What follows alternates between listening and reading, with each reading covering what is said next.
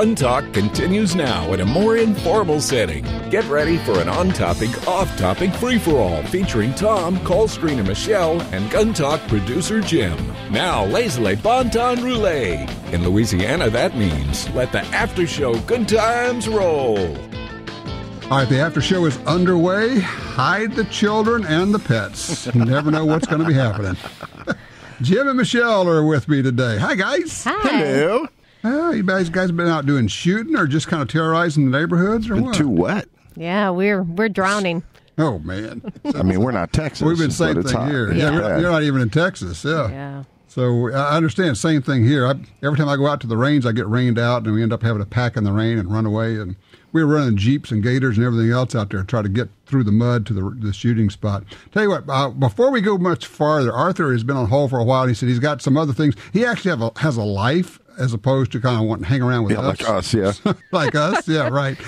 Those of us who don't have a life. So let's bring him in right now. He's in Lake of the Hills, Illinois. Hey, Arthur, thank you so much for your patience. Oh, no problem. Hi, Tom. How you doing? Good. What'd your son do? Well, I just calling to let you know how proud I am of him because a few weeks ago he had to pick a subject to write a paper on. He did some thinking about it, and he actually decided that he's going to write about concealed carry versus crime. He did his own research. He didn't tell me anything about it until he actually got the grade back. So I had no idea what he was writing about, couldn't help him, which I would love to do, you know. And he wrote, I read the paper, and he wrote the whole thing. He did his own research, how concealed carry is for protection of citizens, of the Second Amendment, and more guns, less crime kind of subject. And at the end, he writes that despite my, trying to find anything to the contrary, I could not find concealed carry causing more crime. And it was just a perfect ending to the paper. It just made me so proud. That's Well, awesome. how old is your son? 13 years old. He just graduated middle school. Attaboy. Isn't that great? Well, you must be one proud papa. Yes, I am. I got 2 boys, and they're both awesome. That's great. Now, let me ask you, have you raised them in shooting? Are they gun guys? They are. Well, actually, Alex is the one that I'm talking about. We do go to the range together and do stuff together, but my older son is not actually into shooting so much, although he does go along with us once in a while just for fun. Okay. Well, that is great. If you would, pass along our congratulations and attaboy to Alex. That's pretty neat. All right. Thank you. Thank you, Arthur. I appreciate the call. How about that, guys? That's awesome. That's cool. Well, Jim, I was just thinking, you've got a 3-year-old at the house, right? 3 of them? No, that's me. I just act like a 3-year-old. Yeah, I know. It's just, what did you say? She's almost 13? Almost 12. Almost 12. Yeah. Okay. Going on 32. Yeah, and she's been shooting since she was, 4? Probably BB guns started around 4. I can remember signing a little gun for her many years ago. And yeah, I still carry. Yeah, I mean,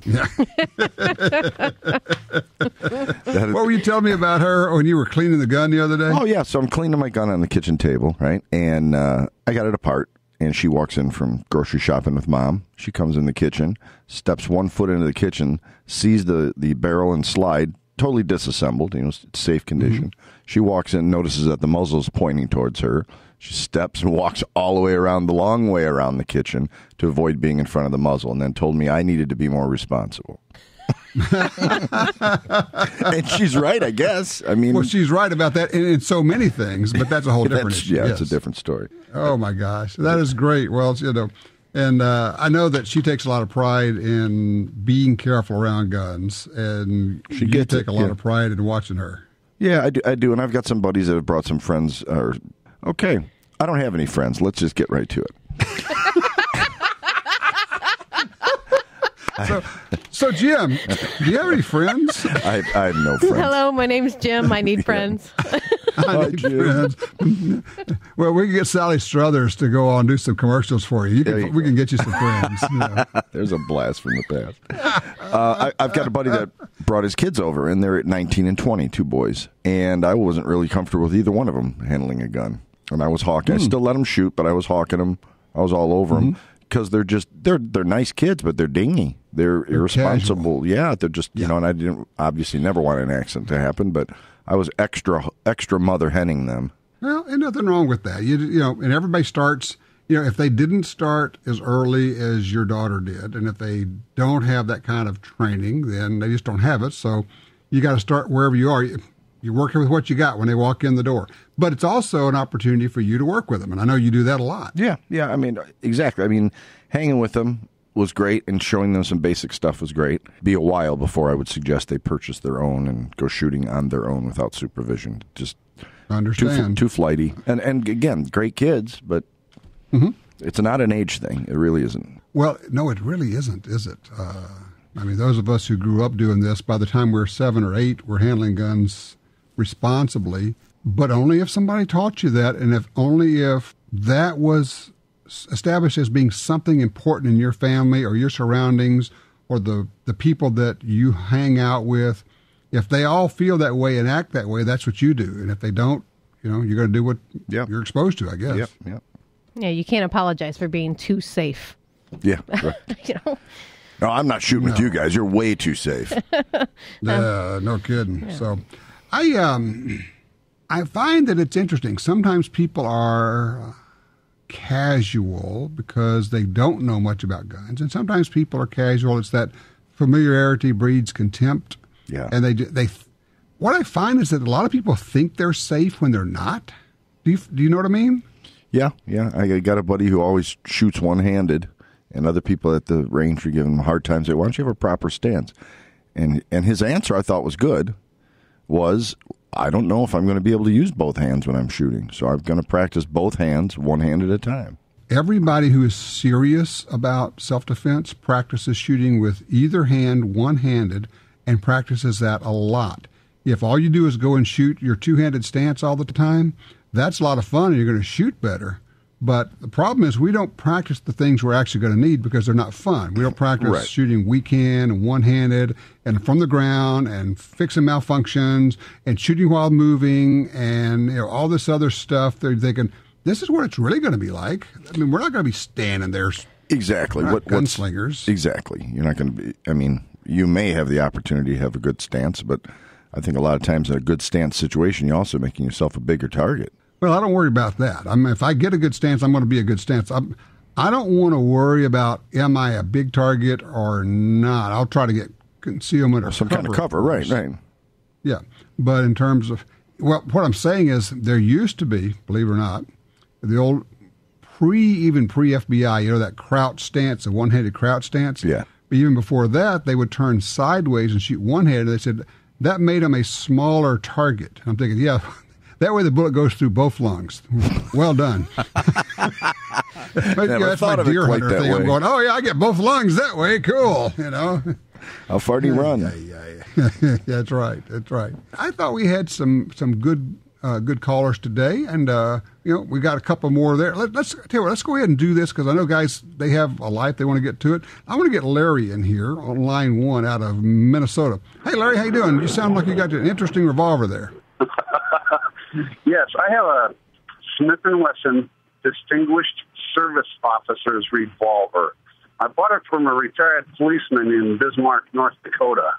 What's different about it is it has factory-adjustable rear sight for elevation and windage, but it also comes with a factory-adjustable front sight for elevation. I brought it to Cabela's, and the person in Rogers, Minnesota, Cabela's, they started spouting off about how, I think I've seen one of those, my cowboy shooters use it, and I can't imagine a cowboy shooter using a sight when they're pulling it off their hip. I'm just wondering if you've ever even heard of this. I talked to somebody, and they said that, and they made it for 4 or 5 years. What's the barrel length? About 6 inches. Yeah, I think it's a little bit faded now, my memory, but I think that was designed primarily for back when they were doing a lot of metallic silhouette shooting with revolvers, and you could sight it in like at 50 yards, and then you dial up the front sight for your 100 and 200 yards shooting. And so if I remember right, that's what that was all about. That's a pretty cool revolver that you have there. It's in really beautiful condition. I've got a lot of them that are like that, like an old Viper and other stuff. But yes, so that answers that question pretty much, because I looked online under Smith & Wesson there, and they don't have anything on it at all anywhere. Okay, in fact, I just looked it up. Somebody said, you sight in at 50 yards, and then you have clicks to 100, 150, and 200 yards. I think that's what, or it may have been meters, but whatever, for metallic silhouette shooting. So I think that's what that was about. Kind of a cool collector's item, though. Yeah. Okay, well, right, thank you very deal. much for answering that question on me. You bet. Thanks. I appreciate that. Hey, guys, let's take a quick break, and then we'll come back. We got to pick up George, who's on hold with us. How's that? All right. No matter what gun you have, you want it to hit harder, shoot faster and flatter, and be more accurate. You get all that with the ammunition from Double Tap. Double Tap's experts select the best bullets, then load them to higher velocities while keeping safe pressures. Shoot small groups. Shoot farther. Use custom hunting loads in your handgun or rifle. Even fire 2 projectiles with 1 shot. DoubleTapAmmo.com. That's DoubleTapAmmo.com.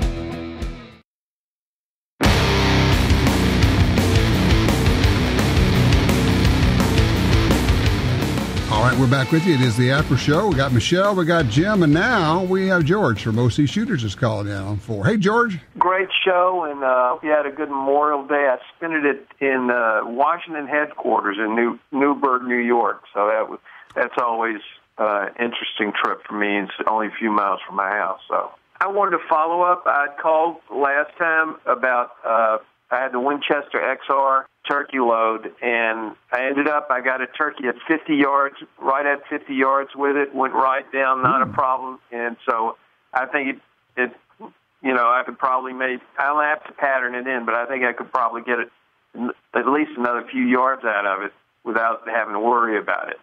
So it's excellent. What size shot is that? Number 5 shot. That's interesting. It's number 5 is not a size you hear a lot about, but Elmer Keith liked those. He also liked number 3 shot. He was kind of an odd duck on that stuff, but I've always thought 5 was a good compromise. Right. Well, after I hung up, you started talking about you had an over and under that you used to have 1 barrel for long distance and 1 barrel for short, and I tried doing that this year, and I patterned it to make sure it just has a bead on it, so I patterned it to make sure I was exactly on target, and with just regular shot, just 1 shot at a time. And so then I threw in 2 rounds of 3-inch Magnum, 1 7/8 ounce loads in the thing, and unfortunately when I pulled the trigger, the thing doubled on me. I got a bad shoulder to start off with. I didn't know whether to throw up or cry. I was in so much pain for a few minutes. Yeah, I've had a double gun do that where both barrels go off at the same time. That is not fun. That's like almost 4 ounces, just shy of 4 ounces of lead. I guess that's what it feels like to shoot a 6 gauge. So yeah, just what I was thinking. That's a 6 or an 8 gauge. So yeah, we don't want to do that a whole lot. Yeah, so I called up the manufacturer, who will remain nameless, and the person on the phone almost, she felt my pain, as I could say, and she said, send that thing right back as soon as you can. So I got to get that off in the mail. That turkey season's over. So, okay. There you go. Again, a great show, and thanks a lot. All right, look, I appreciate the follow-up. It's always good to know that somebody goes out and actually uses something where we talk about it and go, hey, got a turkey out there. Wild turkeys, guys, by the way, are absolutely delish. If you ever get a chance, they're not as fat. They're right outside the window here. Turkeys. They're right outside the window here. Are they really? Probably. If you look, you probably got 4 or 5 of them outside. Yeah. Do you have a suppressor? I think the only way to answer that is. That's right. You don't hear anything from Jen, and then you hear.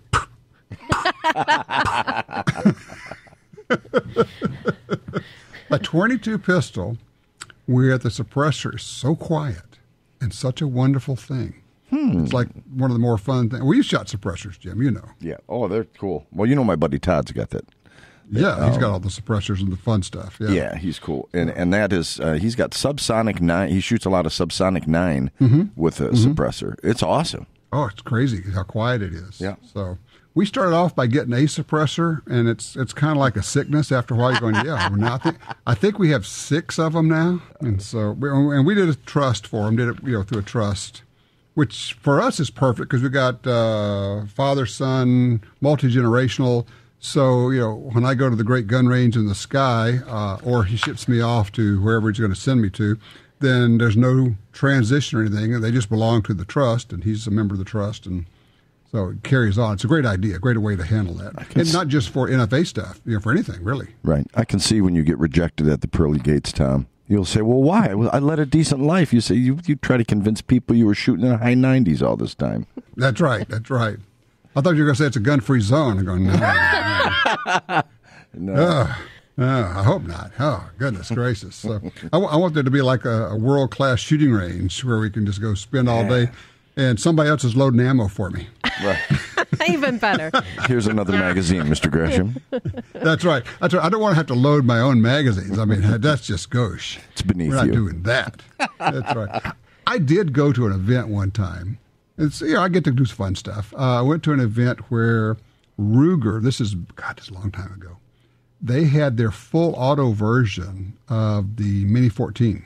I don't know if you knew that they have a full auto version of that. No. And they had a table full of already loaded mags, 223. That would be a full-time job. Man. And they had like a whole hillside with clay targets propped up everywhere. So we were just hosing the hillside with full auto fire from these Mini 14s. I forget what they call it. They had like another name for it, but it's a law enforcement only version. Yeah, really. It's called Heaven, I'm in Heaven. Yes. Pass me another magazine. Thank you, sir, your magazine.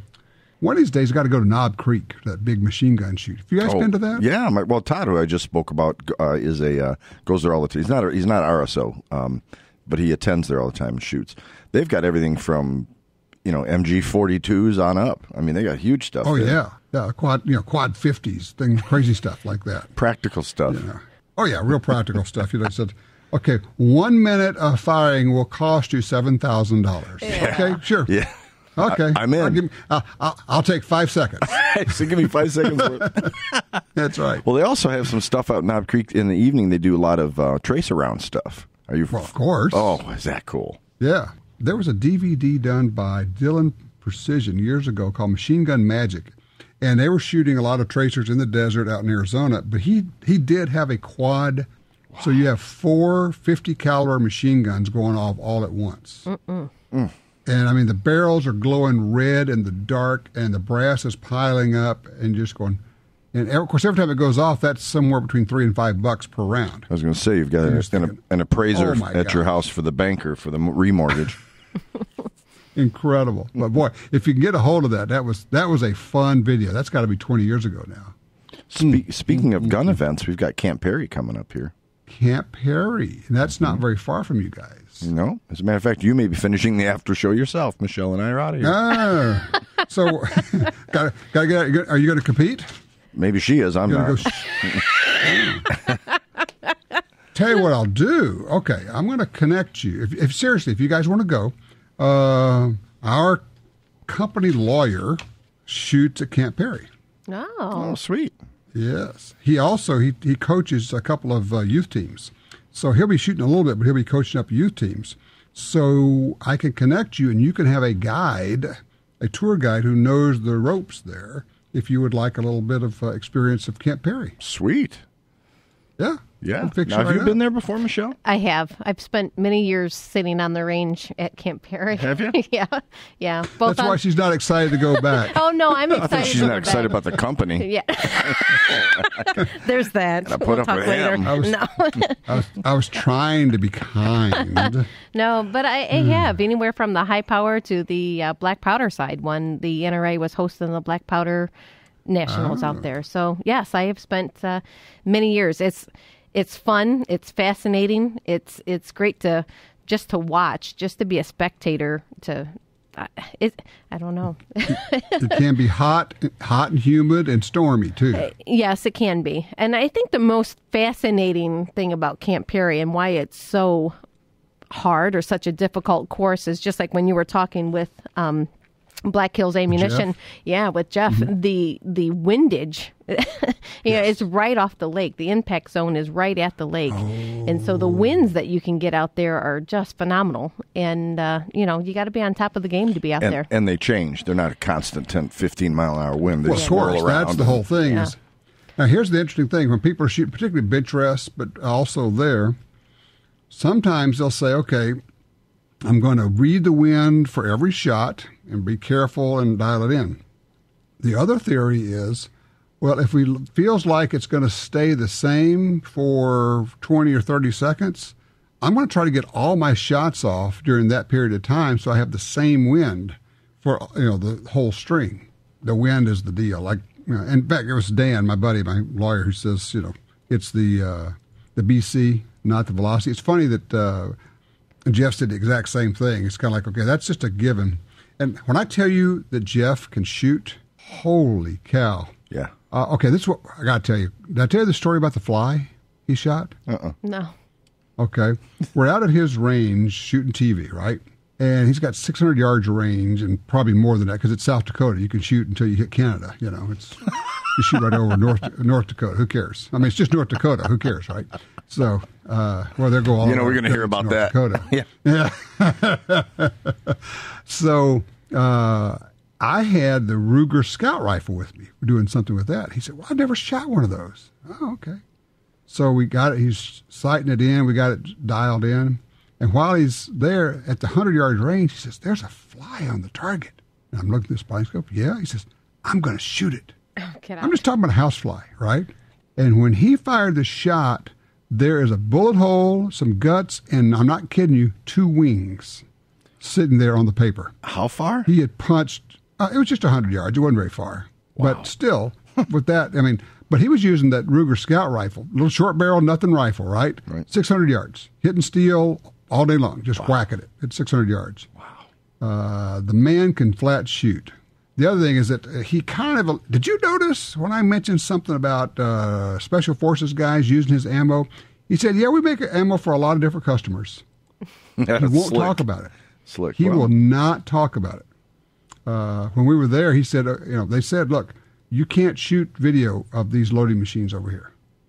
I said, what's going on? He says, that's special stuff that goes places. And even the process, how we make it, we can't show anybody.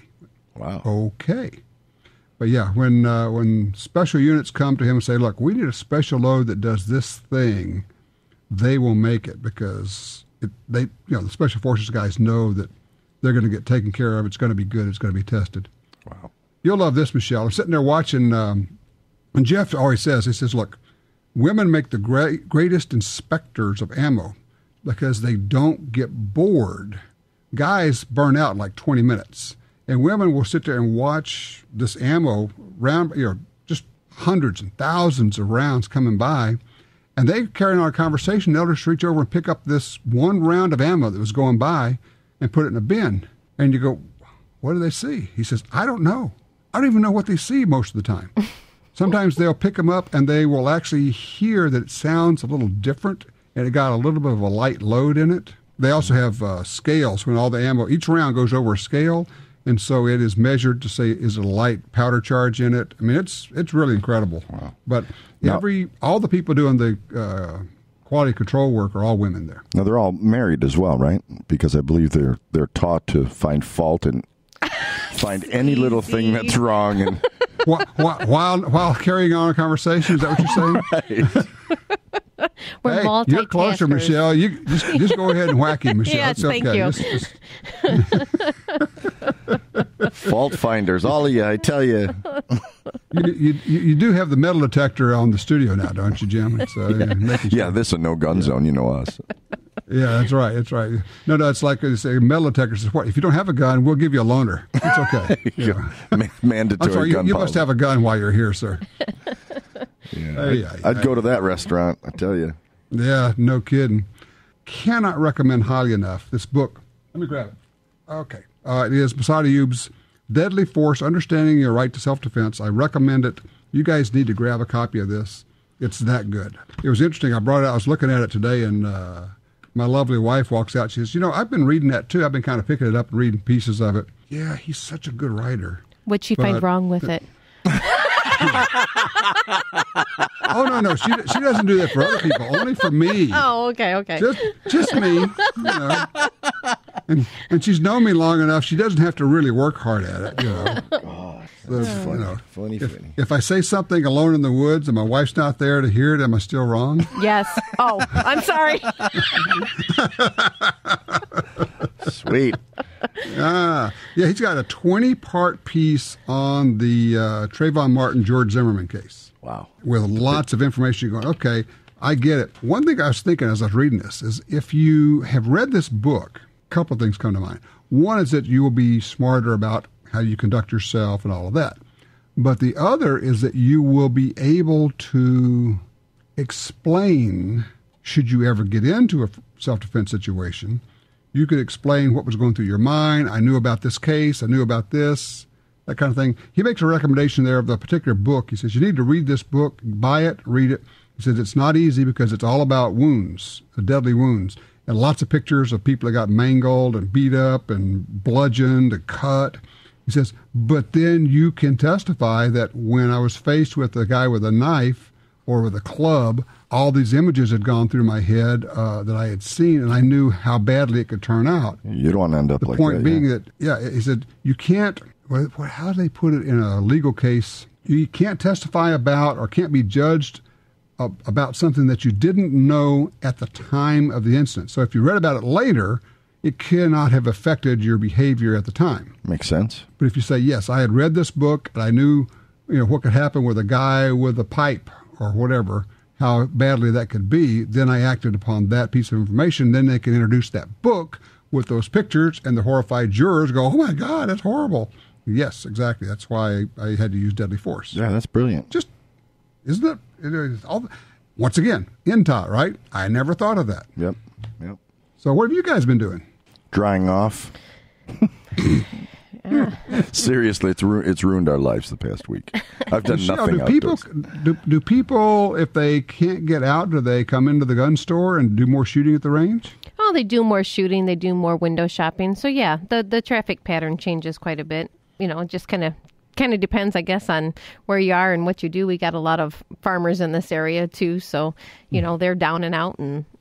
Sure. And it's getting to got be that small varmint season. Right. So, but it definitely changes things. When it's rainy outside, no one can get out and practice. So it creates a little busier situation with ranges and whatnot. We could have used a shotgun on Friday to protect ourselves because we had mosquitoes. They probably would have taken a 12 gauge to bring down. We've had the same deal. We've had so much rain. There's water everywhere. And these things they're roughly the size of a quarter. I've never seen mosquitoes that big. Wow. Now, they need clearance from the tower to even land, don't they? That's right. I mean, there were a couple of twin engines out there. Nice visual. So, I'm going to be heading out to Savannah, Georgia tomorrow. I'm giving a presentation with the National Shooting Sports Foundation. It's going to be kind of fun. It's all about how to be interviewed by a news crew. Basically, just kind of the tips that we always talk about of understanding that when you're being interviewed for a news story, it's not a conversation. People want to get into a conversation and bounce it back and forth with the reporter. Mm-hmm. When the reporter asks a question, just stop, collect your thoughts, and figure out what you want to say, and then make the statement. It's a performance, not a conversation. Who's that designed for or towards? This would be designed for anybody, could be gun stores, gun store owners, anybody in the gun industry who might be interviewed by a news crew at any given time. I mean, we're going to use examples like, they come in and say, hey, there was a child found a gun and killed his sister. Don't you feel terrible about selling guns? Those kind of things. Mm-hmm. So that's when you have the technique I call the bump and run. You don't ignore it. You address the question, but you move quickly to make your point, which is, well, of course, everybody would feel, terrible about that, feel badly about the, for the family. It's just tragic. And that's why we have education programs for youngsters, which are gun avoidance programs, and also for adults. And it's why we provide a lock with all the handguns that are sold from our store. Boom. So you touch it, and then you get to the point you want to make. Mm-hmm. You should do a gun radio show. You know a lot about it. I don't think so. I don't think radio's going to catch on, man. It's not going anywhere. It'll never last. It'll never last. That's right. Right. It's like the 1911. Who would ever want something like that? That's 100 years old. Oh, I shot. Okay, I'm out shooting the rifles, right? The sighting and rifles. So I'm shooting these things all day long. I've got a target at 25 yards and one at 100 yards. That way I could get it on paper at 25 yards, and then I could just switch slightly the angle. The spotting scope is actually on both of them at the same time. I just changed the focus. So when I'm done with all of that, I think, well, that particular day I was carrying a 1911. And I said, haven't shot at long range for a while. I think I'll try that. So I was shooting at 100 yards off of sandbags. Wasn't really doing as well as I'd like. Figured out that particular gun with that particular load shoots low. At 25 yards, I was shooting about 3 inches low, maybe 4 inches low. Shouldn't be quite that low. So I was really having to hold a pretty good bit high at 100 yards. So I probably got, honestly, 30% hits on a 12 by 12 inch piece of paper at 100 yards, which is not particularly great. It's still pretty respectable. I mean, with the age of my eyes, I'd take it. Well, I could probably keep him, get him to keep his head down anyway, if I had to. You stay behind that car. That's right. If you're bouncing 230 grain ball ammo off of somebody's car, he's not going to come out. Lob one in there, call a 911, calling for backup, lob another one in there. Well, now you're assuming you're dealing with somebody sane and rational. Oh, you're talking about me? Nobody. No, I'm not talking about anybody on our crew. Yeah, no kidding.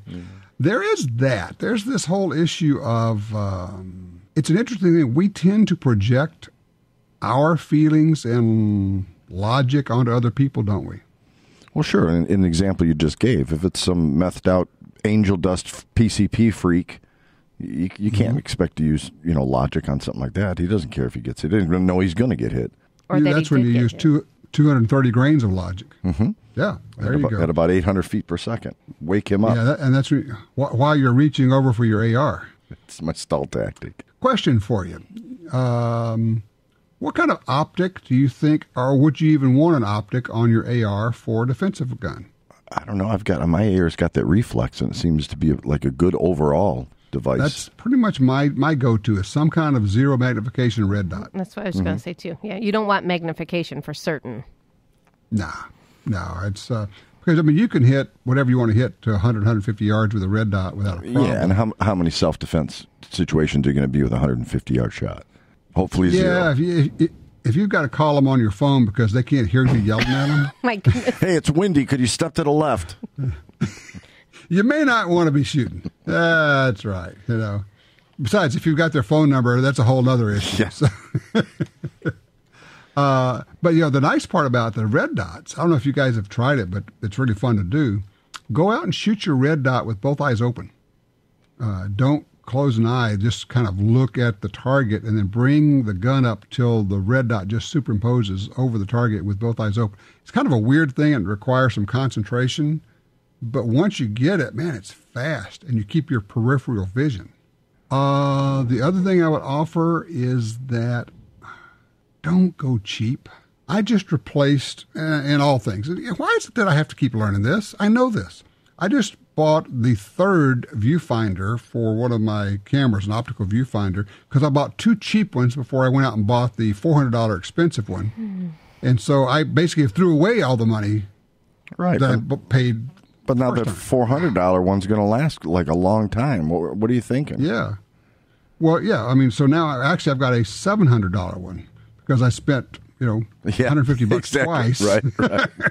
How much you pay for that viewfinder? Do you really want to know? $700. Yeah. Uh-huh. So, well, I get it for $400. Yeah, I know. Yeah, once maybe.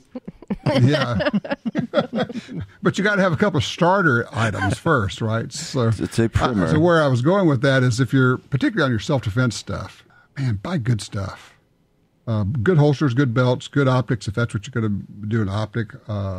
Yeah, that holds true for everything, though. I mean, you think about musical instruments and drums, any of that Thank stuff. you very much. Airplanes. That, I'm going to give you a little Inagata Vita action on you. So there you go. Thank you. I earned it. But don't you find that? I mean, even if you buy fishing stuff, you buy a $20 rod and reel. Yep. Yeah. No, it's true. You're lucky if you get an afternoon out of it. If you get, And the other part is, If you're unfortunate enough that it actually lasts a long time, it's still garbage the whole time. It never got better. You're having to put up with that piece of junk the whole time. So, you're lucky if it breaks and you get to replace it. That's the way to look at it. And not just that, but it drastically changes your accuracy, or can drastically change your accuracy. Well, that's a good point. And people who say, well, I just, I can't shoot that well, or this gun doesn't shoot well. I say, well, you got a piece of junk scope. And trust me, scopes break.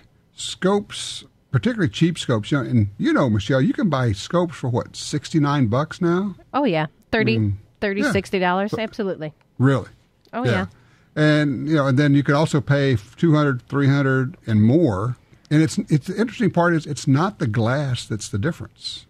Glass isn't really all that important, up at a certain level, but it's the mechanics inside. It's what holds the lenses together. It's what moves the crosshair back and forth. Those very, very fine adjustments that have to hold up on a recoil. That's the part that gives out on you. Right. Can you clear something up for me, Tom? The difference in recoil between a center fire and an air gun, for example, and they're different scopes. And I figured if something can handle a center fire cartridge, it should be able to handle the recoil on an air gun, and I've been told I was totally out in left field on that. Well, it depends. Air guns now come in a lot of different propulsion mechanisms, but what you're talking about is the old spring-powered guns, and you're right.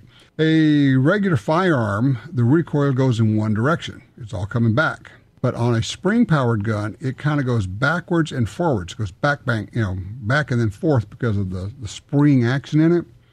And the scope maker guys have told me, said, we could take one of our good scopes that'll last, practically forever on a 300 Magnum, and 100 shots on one of those air guns, we can tear the guts out of a scope. Wow. Just because it's the wrong direction. The wrong kind of recoil, yeah. It's the wrong kind of recoil or something. Now, would an air gun scope be able to handle center fire pressures? Not pressures, but shock. I think so. But honestly, we kind of have gotten past that now. We did that piece with Gammo last week talking about different propulsion systems for air guns. And you can get these break barrel, I don't know what you call them, Michelle, but it's basically a single cock thing. You break the barrel, you bend it over. Break action, yeah. Break action, yeah. And it's but they don't use springs. They actually use pneumatic. They put a little pulse of air in there. And those are not going to have that spring action. And if I were buying an adult air gun, I would go either with that one or with the ones that you actually charge the little bottle inside the air gun with a scuba tank. I don't think I would get a spring-powered gun. Okay, so it's a non-issue now. Well, it just depends. I mean, they still sell a lot of the spring-powered ones. And if you do have a spring-powered air gun and you want to put a scope on it, you need a scope design for air guns. Huh. That's exactly right. I'm glad I asked you. Yeah, there you go. It's we gave our little 2-year-old granddaughter, or we didn't, but some folks did at the birthday party yesterday, a pair of binoculars. So, cool. And they're made specifically for little kids that are like real binoculars. So that's going to be fun. Yeah. I'm such an optics geek. I love stuff like that. You didn't really need that qualifier, optics. You didn't really need to say that. Well, that's true. I'm just a geek. If it has to do with guns and toys. Well, you know that in 2 different places we've lived, different people have given me the same nickname. They call me Gadget Gresham. So there you go. Yep. All right, guys. Well, I want you to go do some shooting. Hey, make a stranger laugh this week. That's always fun to do. Our fun task. Can I stay dressed while doing it? Please. Well, I mean, I had the sure thing the other way. Yeah, some things it's just too easy. No, you got to work for it. Oh, okay. All right. Oh, okay. All right, there you go. All right, guys. We will see you next week. Have a safe one. Take care, Tom. Be good. Well, there you go. Another Gun Talk After Show is in the can. We sure do appreciate you sticking around. And remember, everything Gun Talk is available 24/7 at guntalk.com. See you next week for the Gun Talk After Show.